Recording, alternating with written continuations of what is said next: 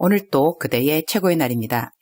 임은미 선교사 묵상입니다.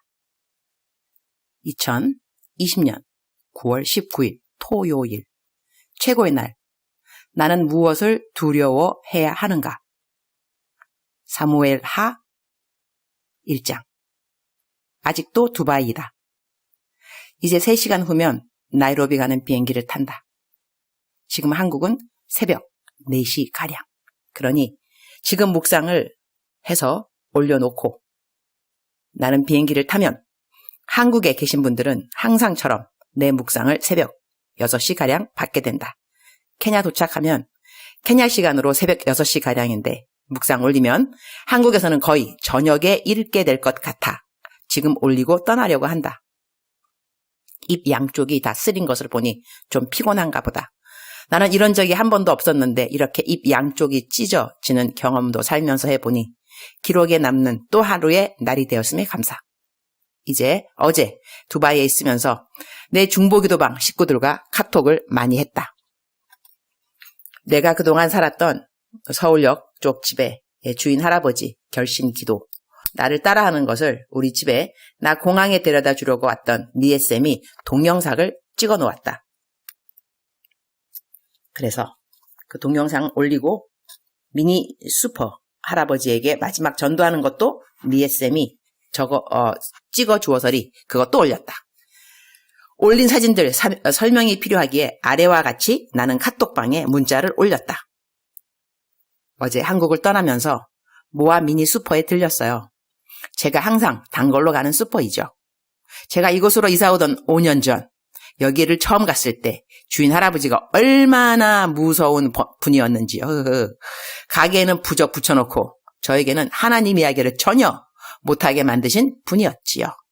5년이라는 세월이 흐르면서 관계 전도를 했고 어느 날 할아버지 가게에서 부적이 없어졌지요.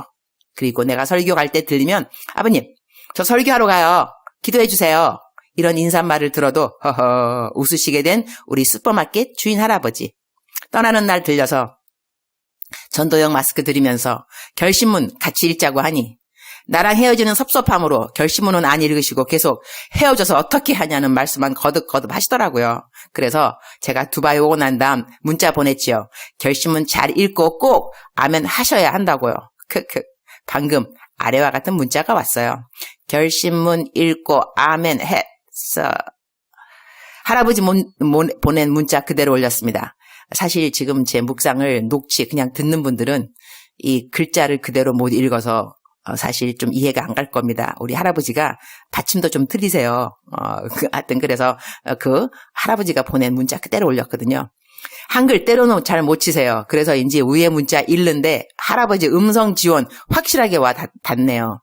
이래서리 주인댁 할아버지, 슈퍼 할아버지 모두 다 진심으로 예수님 영접하게 되는 기도문 하셨네요. 할렐루야. 관계전도는 이렇게 하는 것이라고 말씀드리고 싶어서 긴 톡 올립니다. 이 두 분 예수님 믿게 해달라고 기도해 주신 모든 분들께 감사드립니다. 관계전도는 시간이 좀 걸려요. 그래도 누구나 다 꾸준하게 하시면 꼭 열매를 맺습니다. 그리고 나는 또 하나의 문자를 올렸다. 슈퍼 할아버지 제가 찾아갔더니 미리 준비해 두신 봉투를 저에게 주시더라고요. 그래서 제가 드리는 용돈 안 받으시게 아버님 저도 아버님 주시는 거 받았으니 아버님도 제가 드리는 거 받으셔야 해요. 하고 드리니 받으셨어요. 우리 할아버지 슈퍼 하시면서 돈이 어디 있겠어요. 그런데 나 간다고 봉투에 넣어주신 1만 원짜리 10개 울컥 하더라고요. 저는 용돈을 50만 원 드렸는데 아버님이 저에게 주신 것보다 조금 더 넣은 것이 내심 감사했답니다. 이 문자를 보고 많은 분들이 관계 전도에 대하여 힘을 얻고 격려를 얻은 것 같았다. 관계 전도 쉽지 않고 시간도 꽤 걸릴 수 있지만 꼭 열매 맺는다고 나는 믿는다. 내 친구 민선이 전도받고 예수님 믿는데 43년 걸렸다. 주인 할아버지 5년, 슈퍼 할아버지 5년. 내가 죽고 난 다음 예수님 믿게 될 관계 전도의 대상들도 있을 것이다. 복음 전도자로 유명한 무디 선생님도 전도하던 친구들이 무디 선생님 돌아가시고 난 다음 예수님 영접한 것으로 알고 있다. 관계 전도, 노방 전도, 이름을 붙일 수 없는 수많은 전도. 무조건 하면 된다. 하나님 아버지의 마음을 우리는 전도를 하면서 배우게 되기 때문이다. 꼭 우리 삶에서 전도의 열매가 맺히지 않아도 된다. 우리들의 삶의 목표가 사실 전도는 아니다. 하나님을 기쁘게 하는 것이 우리 삶의 목표인데 전도는 그 중에 하나. 하나님이 참으로 기뻐하시는 것임을 우리는 전도를 하면서 더더욱 배우게 된다. 그래서 우리는 전도를 해야만 한다. 사무엘하 1장.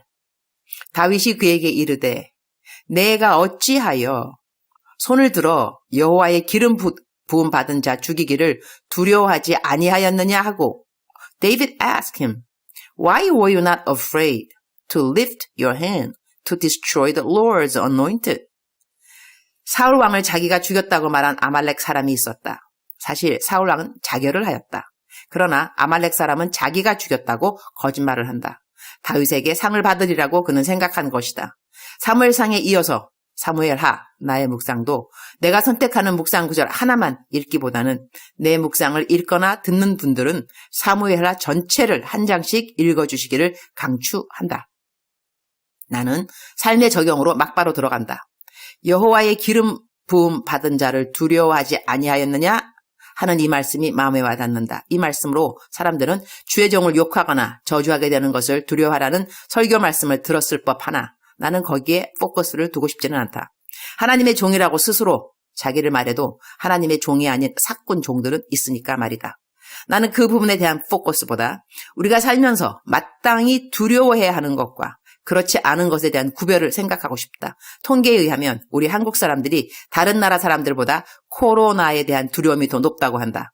앞날에 대한 두려움 때문이라고도 하고 전염병에 대한 두려움 그 자체라고도 하고 다른 나라 백성보다 더 두려움이 많은 우리나라 백성. 예수님 믿는 사람들이 다른 나라 사람들 못지않은 나라가 우리나라일 텐데 왜 두려움이 많은 나라이라고 세상 통계를 통하여 보고되었을까? 우리는 과연 무엇을 두려워해야 하는가? 앞날에 대한 두려움보다는 앞날을 주관하시는 하나님에 대한 신뢰가 더 필요한 것이 아닐까 한다. 우리 믿는 사람들에게는 이 땅 어떤 재앙이 온다 해도 그 재앙 뒤에 온 만민이 심판을 받게 되는 그날이 있음을 알고 있다. 그리고 우리는 그날 각 이는 자기의 일을 고하게 되리라. 직고하게 되리라. 말씀대로 우리들이 행한 모든 일을 고하게 될 것이고 믿는 자와 믿지 않는 자는 천국과 지옥으로 나누어지게 될 것이고 예수님 믿으면서 행한 모든 선악간의 일들은 드러나게 되고 상 받을 사람은 상을 받는 반열에 서게 될 것이다. 그러니 우리들의 앞날에 무엇을 마땅히 두려워해야 할까? 그리고 꼭 두려움만이 우리들의 마땅한 준비 자세여야 할까?